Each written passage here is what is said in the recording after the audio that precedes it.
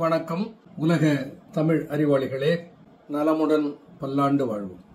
நோயின்றி 120 வயது சித்த ரகசியம் என்கின்ற கருத்தின் அடிப்படையில் உணவை நன்கு மென்று சாப்பிட வேண்டும் என்பதற்கு தேரையருடைய பாடலையும் திருக்குறளையும் மேற்கோளாக எடுத்து கூறினேன். அப்படி என்றால் கற்றறிந்த சான்றோர்கள் மட்டும்தானே இதை தெரிந்து கொள்ள முடியும்?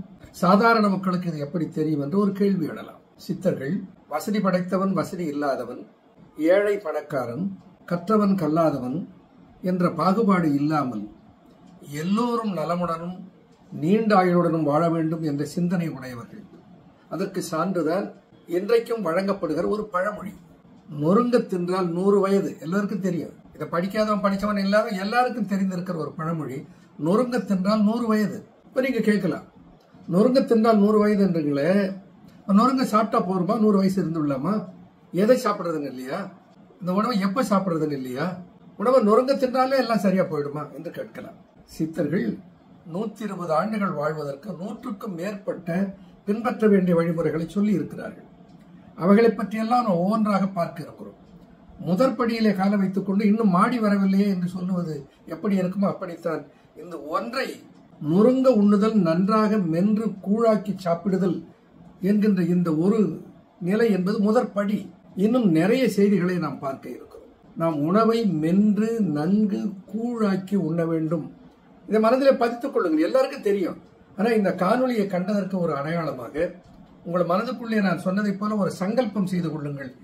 இன்றைய நாள் முதல் எந்த உணவாக இருந்தாலும் என் வாயில் ஒரு கவளம் விட்டால் அதை மென்று விழுங்குவதற்குள் இன்னொரு கவளத்தை போட மாட்டேன்.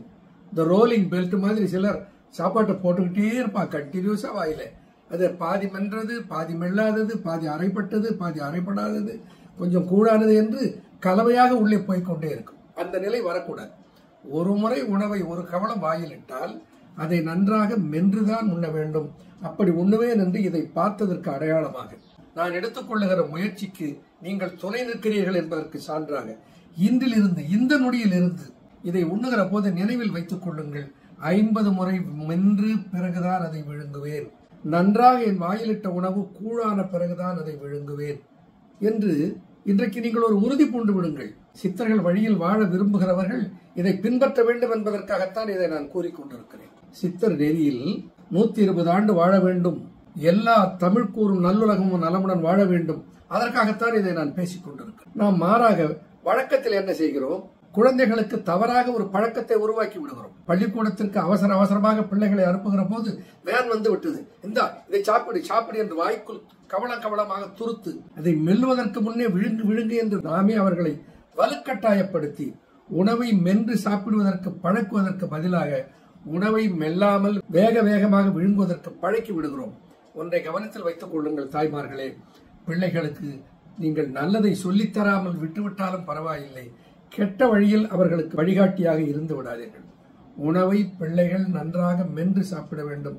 அதற்காக கொஞ்சம் நேரத்தை ஒதுக்கி குழந்தையிலிருந்தே உணவை அசை போட்டு மென்று சாப்பிடுவதற்கு அவர்களை பழக்குங்கள். இதுதான் உங்கள் குழந்தைகளுக்கு நீங்கள் காட்டுகிற சரியான வழி, அவர்கள் ஆரோக்கியத்துக்காக நீங்கள் காட்டுகிற முயற்சி என்று சொல்ல ஆசைப்படுகிறேன். இன்னொன்று, மருத்துவமனையில் என்னை சந்திக்கிற பலர் கேட்கிற கேள்வி, ஐயா நான் சாப்பிட்டது அப்படியே செரிக்காம அப்படியே துண்டாக துகளாக நான் சாப்பிட்டது அப்படியே மலத்திலே வெளியே வருகிறது ஐயா, கேரட்டாக வருகிறது, பீன்ஸாக வருகிறது, காய்கறிகள் எல்லாம் சரியாக செரிக்காமல் வருகிறது என்று சிலர் சொல்லுவார்கள். அவர்களுக்கு நான் சொல்லுவேன், ஐயா அது உங்கள் உணவு மண்டலத்தின் குற்றம் அல்ல, உங்கள் குற்றம்.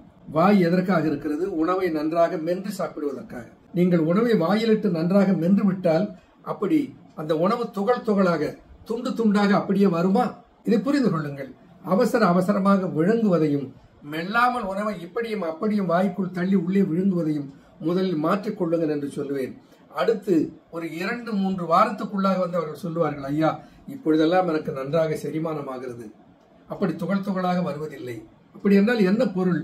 நாம் உண்ட உணவை சரியாக செரிப்பதற்கு வாய்ப்பு தரவில்லை. ஆகையினாலே உணவை மென்று சாப்பிடுங்கள். அதுதான் நான் இதற்கு முன்னால் வெளியிட்ட இந்த காணொலியினுடைய அடிப்படை தத்துவம். பின்பற்றுங்கள். எதையும் கேட்டுட்டு ஏதோ 10ல் ஒரு காணொலியாக இதை விட்டு போவதற்காக நான் சொல்லவில்லை. தமிழ் கூறும் நல்லுலகம் பின்பற்ற வேண்டும் என்பதற்காக சத்தியமிட்டு சொல்லுகிறேன், உண்மையிட்டு சொல்லுகிறேன், பின்பற்றுங்கள், பலனை பாருங்கள். அப்படி நீங்க உணவை நன்றாக மென்று சாப்பிட துவங்கிவிட்டால் 1 மாதத்துக்குள்ளே ஒரு வித்தியாசத்தை பார்ப்பீர்கள். ஆகா, எவ்வளவு அற்புதமாக இருக்கிறது, எவ்வளவு சுறுசுறுப்பாக இருக்கிறோம், எவ்வளவு களைப்பில்லாமல் இருக்கிறோம், உண்ட பின்னல் உறக்கம் வருவதே இல்லையே, விழிப்போடு இருக்கிறேனே, உன்னுடைய மூளையினுடைய செயல்பாடு அவ்வளவு தெளிவாக இருக்கும், அதையும் நீங்கள் உணர்வீர்கள். ஆகையினாலே உணவை மென்று சாப்பிடுங்கள். ஒன்று.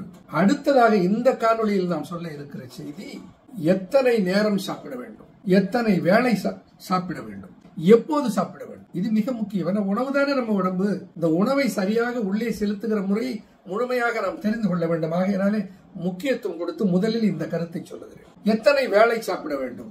தமிழில் ஒரு பழமொழி இருக்கிறது, பசித்து புசி. பசித்தால் மட்டும் சாப்பிடு. நாம் மணி அடித்தால் சாப்பிடுவது, 3 வேளை நேரம் வந்து விட்டால் சாப்பிடுவது என்றெல்லாம் பழக்கப்படுத்தி விடப்பட்டிருக்கிறோம். அந்த பழக்கத்திலிருந்து வெளியிலே வாருங்கள். எத்தனை வேளை உண்ண வேண்டும்?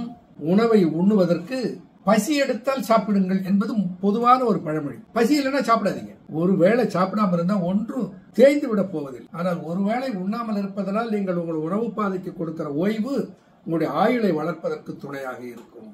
சித்தர்கள் என்ன சொல்லி இருக்கிறார்கள்? ஒரு நாளைக்கு 2 வேளை மட்டும் இல்லற வாழ்க்கையில் இருப்பவர்கள் உண்டால் போதும் என்ற கருத்தை வலியுறுத்துகிறார்கள். தேரை அவர்கள் சொல்லுகிற போது நோய் அணுகு அவதியில், உண்பதிரு பொழுதொழிய 3 பொழுதுண்ணோம், உண்பதிரு பொழுது ஒழிய 3 பொழுதுண்ணோம், உறங்குவது இரவொழிய பகல் உறக்கம் செய்யோம், உண்பது 2 பொழுது ஒழிய 3 பொழுது உண்ணோம். என்ன சொல்லுகிறார்? ஒரு நாளைக்கு 2 வேளை மட்டும் உணவு உட்கொள்ளுங்கள். 3 வேளை உணவு எடுப்பது தமிழ் மரபு அல்ல, சித்தர்கள் நெறி அல்ல, நம் மீது புகுத்தப்பட்டிருக்கிற ஒரு பழக்கம். 2 வேளை சாப்பிடுங்கள் என்று சித்தர்கள் சொன்னார்கள். இது கற்றவர்களுக்கு மட்டும்தான் தெரியுமா, மற்றவர்களுக்கு தெரியுமா? எல்லாருக்கும் தெரியும். இன்றைக்கும் நாம் வாழ்கிற பகுதியிலே புழக்கத்தில் இருக்கிற ஒரு பழமொழி, 3 வேளை உண்பவன் ரோகி, 2 வேளை உண்பவன் போகி, 1 வேளை உண்பவன் யோகி என்று ஒரு பழமொழி இருக்கிறது. 3 வேளை நீ உணவு எடுத்துக்கொண்டால் நீ நோயாளியாகத்தான் இருப்பாய். 3 வேளை உணவு நோயை அழைக்குமோ தவிர ஆரோக்கியத்தை அழைக்காது. 2 வேளை உணவு போகிகளுக்கு, போகி என்றால் இல்லற வாழ்க்கை வாழ்பவன், இந்த உலகத்திலே இருக்கிற அத்தனை சுகங்களையும் அனுபவிப்பதற்கு தக்கதாக உன் உடல் அமைய வேண்டுமானால் 2 வேளை மட்டும் சாப்பிடுங்கள். ஒரு யோகி தவ நிலையிலே நின்று யோக வாழ்க்கையை வாழ்பவன் ஒரு ஞானியாக இருப்பானே, ஆனால் அவனுக்கு 1 வேளை உணவு போதும். அவருடைய 5 பொறிகளினுடைய ஆட்டங்கள் எல்லாம் அடங்குவதற்கு அது உதவும் என்பதனாலே இல்லறத்தானுக்கு 2 வேளை, தவசிகளுக்கு 1 வேளை, நோயில் படுக்க விரும்புவனுக்கு 3 வேளை என்று சாதாரண வழக்கிலும் சொல்லி இருக்கிறார்கள். அப்போ உணவை 2 வேளை சாப்பிட்டால் போதும். இந்த கருத்து எங்கிருந்து வந்தது, எப்பொழுது வந்தது என்று பார்க்க வேண்டும்.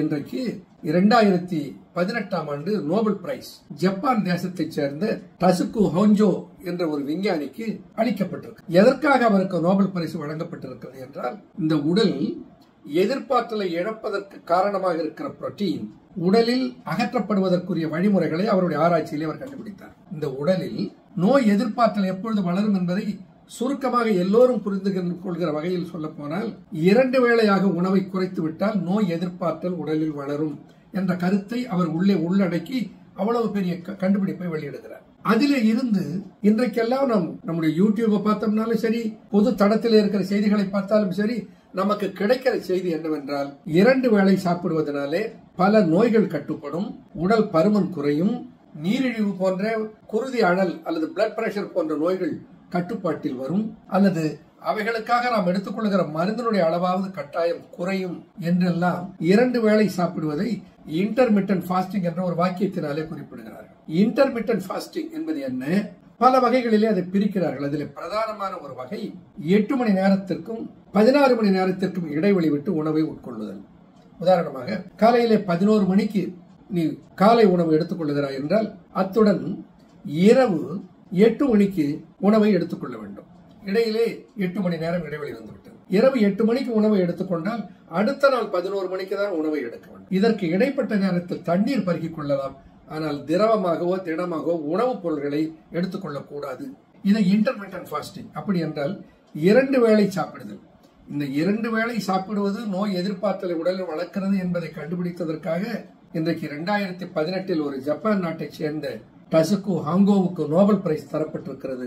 ஆனால் இதை உலகுக்கு முதலில் சொன்னவன் யார் என்று பார்த்தால் தேரையர். 2000 ஆண்டுகளுக்கு முன்னால் தேரையர் நோய் அணுகா விதி என்கின்ற தன்னுடைய பதிவிலே உண்பது 2 பொழுது ஒழிய 3 பொழுதுண்ணோ. ஆகையினால் இந்த மண்ணிலே சொல்லப்படாத ரகசியங்கள் இல்லை. இந்த மண்ணில் சொல்லப்பட்டதை எல்லாம் நாம் மறந்து விட்டோம். அவைகளெல்லாம் புதிதாக கண்டுபிடித்ததை போல உலகம் முழுதும் மக்கள் பேசிக் கொண்டிருக்கிறார்கள். ஆகையினாலே உணவை எப்பொழுது சாப்பிட வேண்டும் என்பதற்கு விடை பசித்தால் சாப்பிடுங்கள், பசி இல்லை என்றால் உண்ணாதீர்கள். இரண்டாவது, 2 வேளை உணவுக்கு மாறுங்கள், 3 வேளை உணவிலே இருந்து வெளியில் வாருங்கள். இந்த வகையில் உணவை உண்ணுவதனால் நம்முடைய ஆயுள் நீளும், ஆயுள் அதிகரிக்கும். நெடுநாள் வாழ்கிற ஆற்றலை, ஆரோக்கியத்தோடு வாழ்கிற ஆற்றலை நாம் பெறுவோம். சித்தர்கள் வழியில் வாழ்வோம். நன்றி, வணக்கம்.